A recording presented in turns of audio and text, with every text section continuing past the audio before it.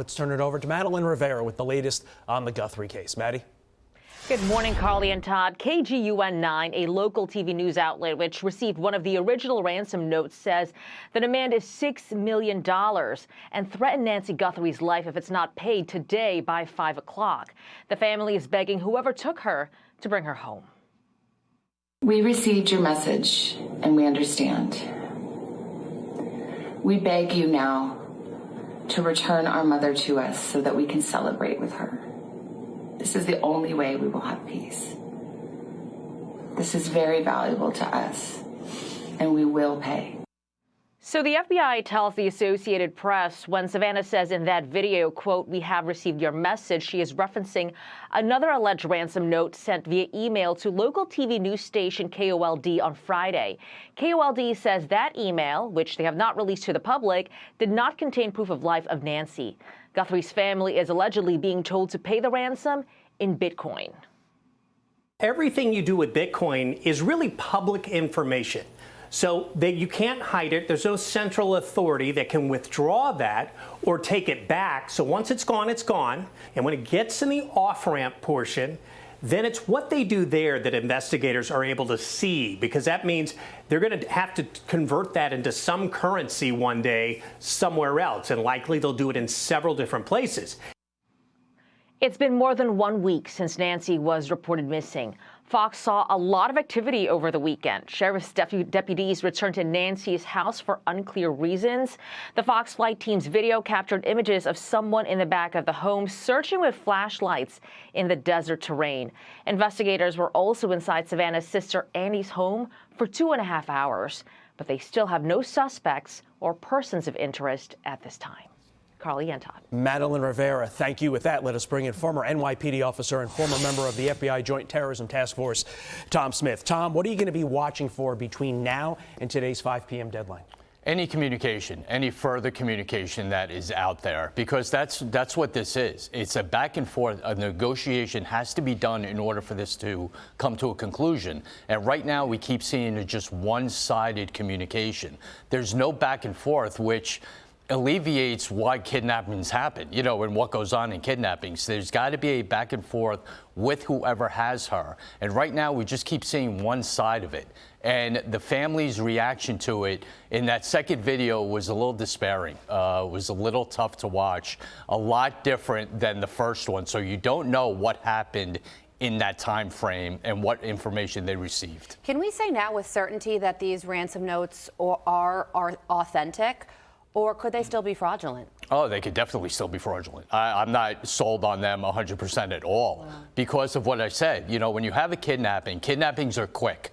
Get them, negotiate, give me the money, get your person back. That's how kidnappings happen, because even the perpetrators don't want to hold on to the victims too long, because that enables police to track them down quicker. So the length of time is concerning in how much deadline after deadline after deadline is going on. So it's sort of a desperation as well. So this 5 p.m. deadline may be nothing at all or something really huge. Yeah. We'll have to wait and see. Former Assistant FBI Director Chris Swecker questioned whether this was even a kidnapping in the first place. Tom, if not, what is this? Exactly, and I said that from day one. What's the end game in this? What's the advantage of taking an 84-year-old woman out of a home? Yes, the connection with Savannah, I get that, the public figure. But what's the end game and why do it? I actually think, going on Chris's thought, that the kidnapping was a secondary thought. I think something happened in those 40 minutes in that house that prompted them to go to the extra step and take her from that house. If this crypto transfer does happen later today, could that open up a new channel in tracking these people down? Oh, any transaction, any interaction with them is going to help tracking them down, because someone has to appear somewhere to receive that money, either computerized or a physical pickup of wherever a drop might be. So anything that has to do with someone receiving anything is a good part for law enforcement.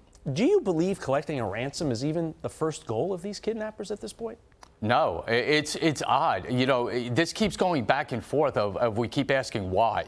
And the further this goes on and the more deadlines pop up, the more questions arise. So I don't know if this ends. It's not going to end if this transaction takes place, because now you have to track them down. Now you still got to get the bad guys.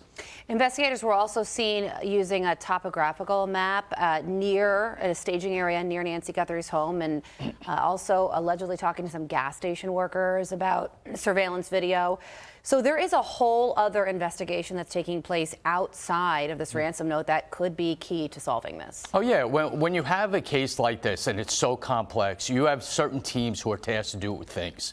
So you have a negotiation team, you have a surveillance team, you have people who are tracking down license plates, that are all part of this one big team. So everyone has a task to do, and they're not going to stop no matter what's going on. No matter what group is working on one particular thing, the other groups are going to continue to investigate leads that are coming in, calls that are coming into the tip line. So nothing's ever going to stop. We've heard a number of cyber experts say these emails are encrypted in a way that makes it very, very difficult and time-consuming. But that said, wouldn't you expect the FBI, with all of its, what I'm going to call, what I assume are much better resources and much better tools, to crack the code on this? Am I being naive, Tom? No, and that's why the FBI is involved, because they are good at it. I worked with them for 17 years on the terrorism task force. They are who you want in this position, all right, to enable to do this. But again, we still don't know everything they know. We don't know everything that they're doing, the steps they're taking,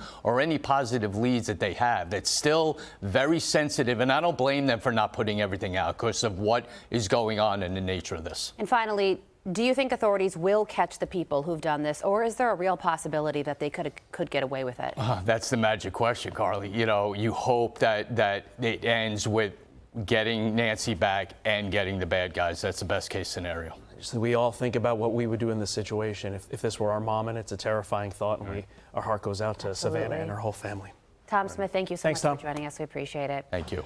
I'm Steve Ducey. I'm Brian Kilmeade. And I'm Ainsley Earhart. And click here to subscribe to the Fox News YouTube page to catch our hottest interviews and most compelling analysis.